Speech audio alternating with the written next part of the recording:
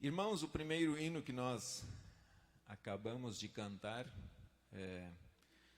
Aclame ao Senhor, ele foi pensado em uma situação bem específica para mostrar a necessidade que o ser humano tem de clamar, de buscar ao Senhor todos os dias, mesmo que isso signifique talvez um pouco de sofrimento na vida, né?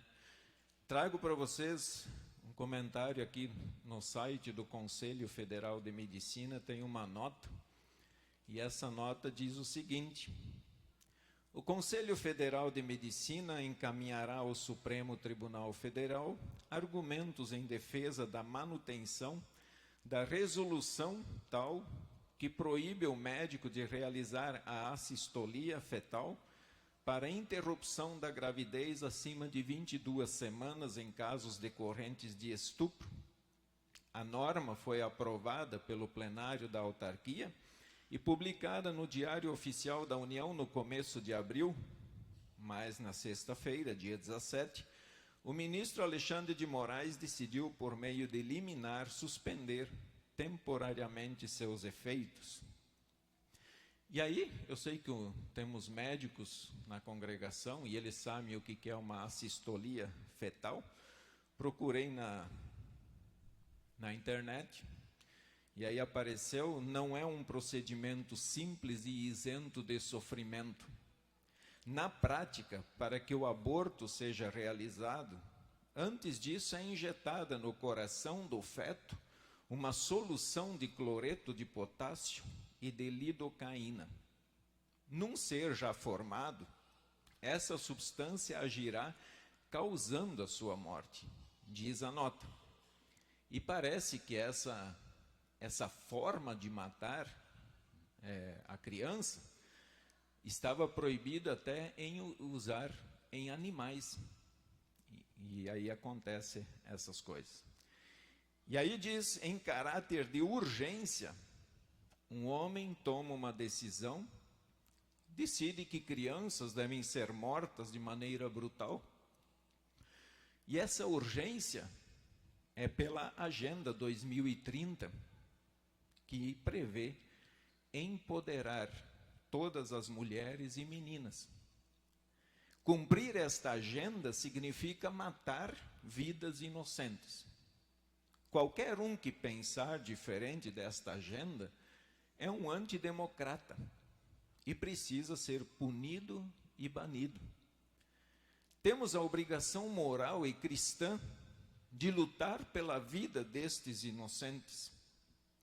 Os poderosos, os homens de poder, eles não precisam de defesa, mas as nossas crianças, sim, os inocentes precisam.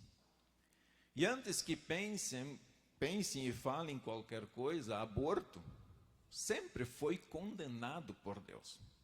Sempre. Alguns preferem dizer, mas tem a pílula do dia seguinte. Só porque existe a pílula, iremos nos acovardar e aceitar de maneira pacífica? Também digo, tem muito chá que, se tomarem, irá abortar. E as mulheres sabem disso. Chá, pílula do dia seguinte, ou leis humanas não escondem o que Deus determina. Não irá mudar o que Deus diz sobre o assunto. Não matarás. Mesmo que todos os ministros aprovem a lei, o que já estão fazendo de errado, porque lei se aprova no Senado e na Câmara. Mesmo que todos aprovassem a lei, mesmo assim continuaria sendo pecado. Como líder espiritual de vocês, eu me sinto na obrigação de falar sobre isso e de reforçar a palavra, o que a palavra de Deus diz. Então eu digo a vocês, mulheres, se em algum momento da vida, por algum motivo especial, você resolveu tirar uma criança, seja lá por qualquer método usado, arrependa-se. Mas também digo aos homens, se por algum motivo você já incentivou e pediu para que uma mulher tirasse seu filho, arrependa-se.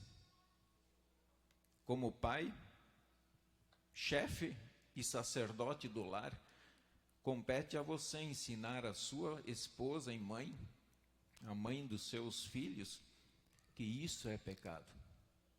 Isso precisa continuar sendo ensinado aos filhos, jovens e crianças. Como cristão, é nossa obrigação ir contra todas as coisas que ferem a palavra de Deus. A omissão é pecado tanto quanto aqueles que o praticam. Ser omisso não te isentará de prestar contas a Deus. Se prestará conta de cada vida tirada por chá, por pílula, do dia seguinte ou por leis como estas. Só Deus pode mudar tudo isso. Só Deus. Por isso clamemos ao Senhor. Busquemos ao Senhor em espírito e em verdade. Nós não estamos brincando de ser cristãos. Chegou o ponto de cada um analisar a sua vida, o seu coração, e pensar o que quer na sua vida e qual caminho vai seguir. Isso é muito sério. Vamos então diante do trono celeste e clamar a Deus pelo perdão.